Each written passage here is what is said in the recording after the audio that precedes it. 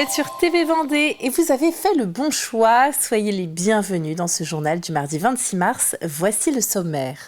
Comme lui, il y a 27 conciliateurs de justice en Vendée. Focus sur Gilles Delplanque qui tient bénévolement les permanences de Fontenay-le-Comte et Benay. Il permet de résoudre les litiges sans passer par la case tribunal. Un péage sur le pont de Noirmoutier. La question est relancée par les élus de Lille.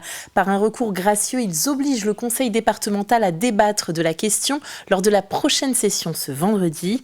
Enfin, coup d'envoi du Mondial Football de Montaigu, 51e édition. 22 équipes U16 s'y affronteront. Nous avons assisté aux derniers préparatifs avant l'arrivée du grand public. Depuis le 1er octobre 2023, il est obligatoire de recourir à un mode de résolution amiable pour un litige avant de saisir le tribunal judiciaire concernant une somme qui ne dépasse pas 5 000 €. Gilles Delplanque est conciliateur de justice dans le sud Vendée. Il tient bénévolement différentes permanences à Fontenay-le-Comte ou Benay. Son action permet d'éviter des actions en justice souvent longues et coûteuses. Alix Lanos l'a suivi dans une de ses permanences. À chacune de ces permanences, les rendez-vous s'enchaînent dans le bureau de ce conciliateur de justice. Parmi eux, ce monsieur vient pour un litige avec son assurance suite à des dégâts sur sa toiture. La position de l'assurance, ça sera à dire, nous, le toit n'était pas en bon état auparavant. Il ne faut pas qu'on arrive sur une situation de blocage du Crédit Mutuel qui dit, nous, on ne paye rien, d'accord dessus, et vous n'avez rien. Après étude de son dossier et pour éviter d'aller en justice, le conciliateur cherche une solution à l'amiable. Cette personne devra prendre une partie à sa charge, d'accord, pour résoudre son problème, d'accord. C'est tout ce que je peux faire, d'accord. Après, c'est passer en justice. Il va voir un avocat qui va le mettre en justice pour voir si il va gagner avec expertise et compagnie. Mais ça, un dossier en justice, c'est un dossier à 5 ou 6 000 €. Pour un montant de 3 000. Vous avez tout compris. Plusieurs fois par mois, Gilles Delplanque reçoit, écoute et tente de régler à l'amiable toutes sortes de litiges. Ça va du problème prud'homal, la personne qui n'a pas reçu son solde de tout compte, jusqu'au problème de consommation, la personne qui a signé un bon de commande et qui n'a pas sa marchandise ou qui n'a pas son bien. Jusqu'au trouble de voisinage, donc la personne qui n'a pas coupé la haie. Il existe 27 conciliateurs de justice en Vendée. Comme Gilles Delplanque, ils ne sont ni avocats ni médiateurs. Leur action, bénévole, consiste à réunir toutes les pièces des dossiers et tenter de faire se parler les différentes parties. Déjà, avec les photos que je vais avoir et les constats que je vais faire, je vais pouvoir voir qu'est-ce qui est légal et qu'est-ce qui n'est pas légal. D'accord, donc, et suite à ça, je lui fais un courrier en disant, monsieur, vous êtes dans les clous, vous n'êtes pas dans les clous. Bon, moi, il me claque la porte au nez, j'ai qu'à me débrouiller, et ça ne le concerne pas. Oui, mais alors, après, moi j'écris sous le couvert, moi je suis agréé par le ministère de la Justice. Donc bien souvent, ce qui se passe, c'est que les gens disent « attention, on va un peu plus loin ». L'année dernière, M. Delplanque a géré 170 dossiers. 76 se sont réglés à l'amiable, évitant ainsi des frais de justice et l'engorgement des tribunaux. Mobilisation des retraités ce mardi sur 4 points du département. À La Roche-sur-Yon, les Sables-d'Olonne, Challans et Fontenay-le-Comte. Dans le sud Vendée, une quarantaine de personnes, vous le voyez, étaient présentes dès 10h30 devant la sous-préfecture. Une délégation a été reçue par la sous-préfète. Un échange durant lequel a été évoqué la défense du pouvoir d'achat des retraités et l'accès aux soins. Les organisateurs souhaitent aussi la mise en place d'un débat autour du grand âge au niveau national et un grand service public de l'autonomie avec 0 reste à charge. Les revendications qu'on porte aujourd'hui, c'est l'augmentation immédiate des retraites et pensions de 10%, des mesures solidaires pour revaloriser les petites pensions, la rematérialisation des bulletins de retraite et des pensions et le développement des services publics sur l'ensemble du territoire. Les services publics étant mis à mal depuis longtemps, des difficultés notamment pour les retraités lorsqu'il s'agit de trouver un bureau de poste qui réponde à leurs besoins ou un service de transport qui leur corresponde, un bureau pour les accueillir et les renseigner et éventuellement leur vendre des titres de transport et non pas des bureaux de tabac comme on a à Fontenay. Y aura-t-il ou non un péage sur le pont de Noirmoutier ? La question a semble-t-il été éludée un peu trop vite par le président du Conseil général de la Vendée, Alain Leboeuf. Celui-ci craignait un report de circulation sur le passage du Gois. La communauté de communes de Noirmoutier a riposté en déposant un recours gracieux. Cette question sera donc officiellement débattue et votée au prochain Conseil départemental ce vendredi 29 mars. Pour rappel, les élus insulaires demandent la gratuité du pont pour les résidents à l'année ou pour les saisonniers ainsi que les forces économiques. C'était plutôt un dogme politique de dire non, on ne rajoute pas de taxes supplémentaires. C'est pas une taxe supplémentaire, elle est prévue au Code de l'environnement. Donc on ne crée pas de taxes, et ça c'est important de le savoir. On nous accuse de remettre une écotaxe. Non, elle est prévue depuis 1995. Elle n'est simplement pas appliquée. Donc voilà, c'est un levier fiscal important qui concerne les visiteurs et pas les habitants de Noirmoutier qui sont eux déjà fiscalisés et qui, entre guillemets, je le dis souvent, on a la responsabilité d'un parc de loisirs à 120 000 personnes l'été, et contrairement au parc vendéen bien connu, moi je n'ai pas de billetterie et je n'ai pas de bénévoles. Donc il faut trouver des moyens financiers pour préserver notre territoire. Les insulaires ont créé un groupe de travail avec des élus des îles de Ré et d'Oléron afin d'être davantage entendus au plan national. Le 51e mondial football de Montaigu s'est ouvert ce lundi. 22 équipes de U16. Des joueurs de moins de 16 ans sont engagés dans le tournoi.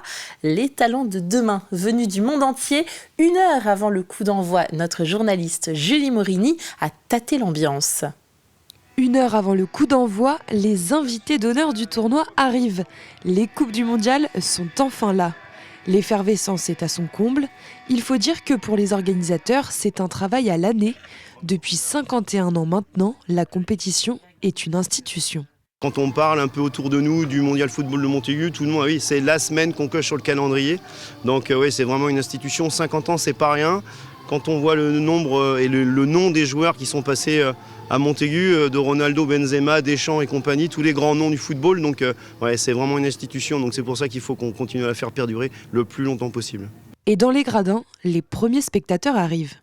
C'est vrai que d'avoir un événement de ce titre-là à Montaigu, ça reste quand même quelque chose d'impressionnant. Du jour au lendemain, tu pars voir un match mondial, c'est incroyable. Et certains sont venus de loin. Bonjour tout le monde, on vient de San Francisco. On est là avec l'équipe mexicaine. Allez Mexico! Côté coulisses, les derniers préparatifs battent leur plein. Sur Montaigu, 400 bénévoles vont travailler sur la semaine. Les trésoriers, eux, préparent la monnaie du tournoi, l'euro mondial. Ça évite d'avoir de l'argent à rester dans les bars, au niveau des points de vente de restauration. Donc là, ça reste que sur des jetons. Et donc tout est centralisé au niveau de la monnaie, sur un seul point.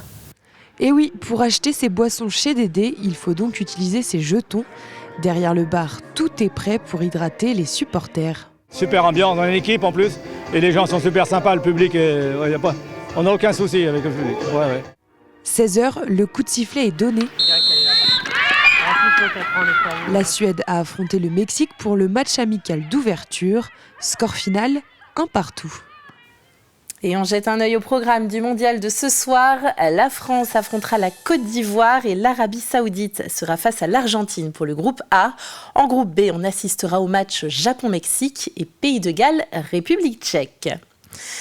Un anniversaire à présent, celui du magazine Demain Vendée qui fête ses 5 ans en version papier et 7 ans en version numérique.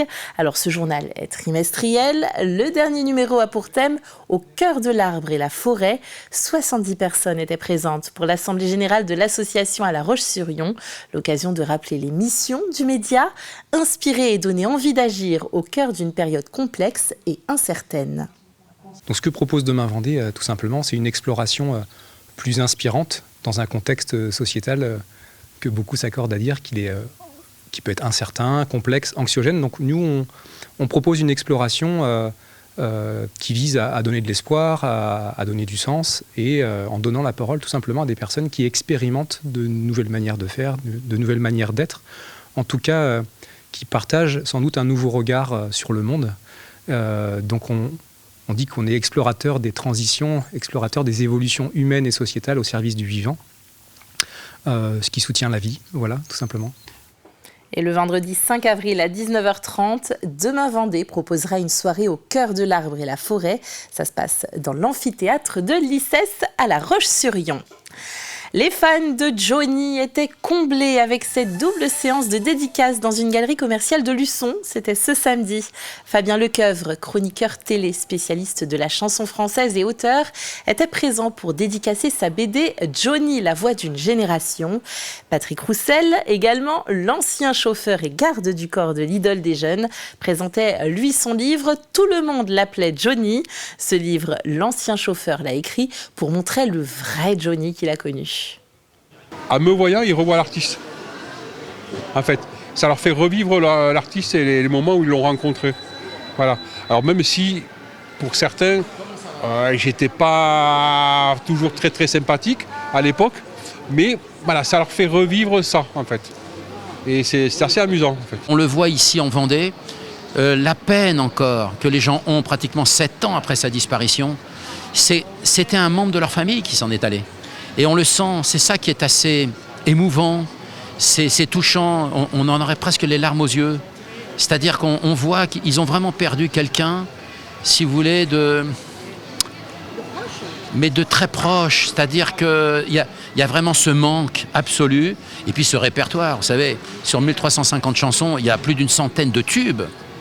C'est jamais vu. Il n'y a pas un être qui peut refaire la même carrière dans les 50 prochaines années. Et bien sûr, éternel Johnny.